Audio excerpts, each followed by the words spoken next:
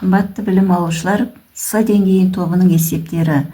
Нөмірі 831 тиімді тәсілмен есепте. Біріншісі, жақша ашылған 0,9 көбейтілген 5, қосылған 5 көбейту 0,6 жақша жабылған. Азайту, жақша ашылған 0,7 көбейтілген 2, қосылған 3 көбейту 0,7 жақша жабылған. Тиімді тәсілді қолдану үшін бірінші жақшаның ішінде бізде 5 саны 2 рет кездесіп тұр. Ал екінші жақшада 0,7 саны ондық бөлшегі 2 рет кездесіп тұр. Олай болса, бірінші жақшадан біз ортақ көбейткішті жақша сыртына шығарамыз. Яғни 5 санын жақшаның сыртына шығарамыз да, ішінде 0,9 бен 0,6-ны қалдырамыз. Келесі, азайту. Мына жерде екінші жақшадан 0,7 ондық бөлшегін жақша сыртына шығарып, ішінде 2 қосу 3 натурал сандар қалады. Енді жақшаның ішін орындайтын болсақ, бізде 5 көбейту 1,5. Ал азайту 0,7 көбейтілген 5. 1,5-ті 5-ке көбейтетін болсақ, 7,5. 0,7-ні 5-ке көбейтетін болсақ, 3,5.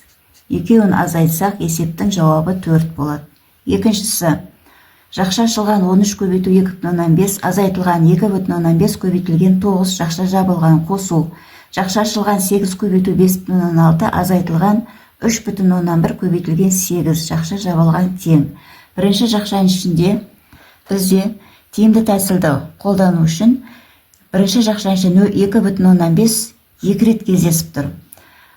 Екінші жақшада бізде 8 саны 2 рет кездесіп тұр. Сондықтан ортақ көбейткіш ретінде жақшаны сыртына шығарамыз. Бірінші жақшадан 2,5-ті шығарамыз. Көбейтілген жақша ішінде 13 қалады, азайту 9. Екінші жақшадан 8-ді шығарамыз. Жақша сыртына ортақ көбейткіш етіп, ішінде 5,6, азайтылған 3,1-ді жазып қоямыз. Тең. 2,5 көбейтеміз, 13-тен 9-дасақ, бізде 4 болады. Қосу, 8 көбейтілген 5,6-дан 3,1-ді алайтын болсақ, 2,5. 2,5-ті 4-ке көбейтетін болсақ, 10. Қосылған. 8-ді 2,5-ке көбейтетін болсақ, бізде 40, 16, 4, 20. Екеуін қосатын болсақ, есептің жауабы 30. Нөмірі 832 есеп. Бұл есепте көбейтудің үлестірімділік қасиетін қолданып есептеуіміз қажет. Олай болса, жақшаның сыртында тұрған 6 деген санды жақшаның ішінде тұрған бірінші 5,1-ге көбейтеміз. Одан кейін екінші 3,125х-ті 6-ға жеке тағы көбейтеміз. Онда орындап көрейік. 5,1-ді 6-ға көбейтеміз. Көбейтудің үлестірімділік қасиетін қолдана отырып, 3,125х-ті 6-ға көбейтеміз. 5,1-ді 6-ға көбейтсек, 30,6. Қосылған 3,125-ті 6-ға көбейтетін болсақ, 19,15.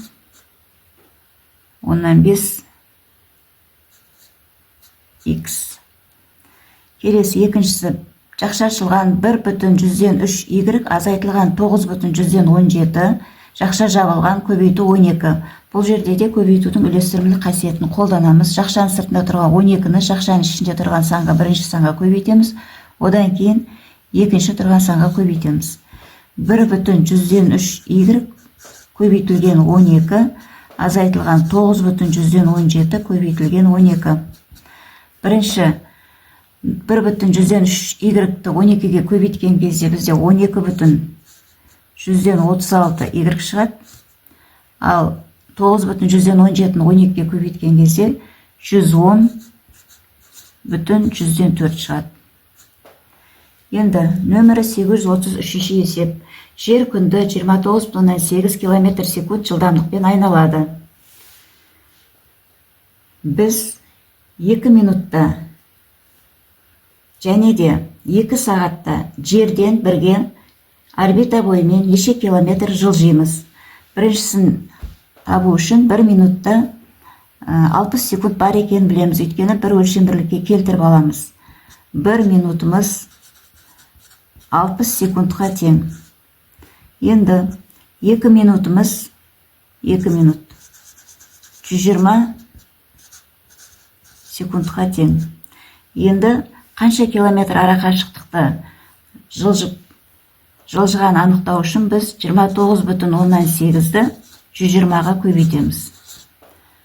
Осы кезде бұл есептің жауабы 3576 километр болады. Яғни мынау натуралсан, мынау ондық бөлшек. Баған түрінде орындап көбейтетін болсақ 3576 километр болады.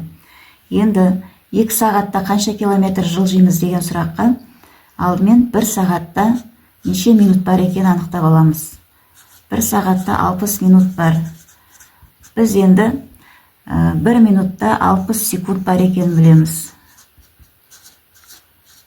Енді осы 60 пен 60-ты көбейтетін болсақ, 1 сағатта 3600 секунд бар. Ал енді бізге 2 сағатта неше секунд бар дегенді анықтау үшін 3600-ге көбейтеміз. Сонда 7200 секунд болады. Енді осы 7200 секундты 29,8 км секундқа көбейтеміз. 29,8-ге көбейтеміз 7200-ді. Бұл есептің жауабы 214.560 км болады. Оқушылар, егер видео ұнаған болса, менің каналыма тіркеліп, лайк басып, комментарий жазып қойыңыздар. Және де достарыңызбен бөлісуді ұмытпаңыздар. Сау болыңыздар.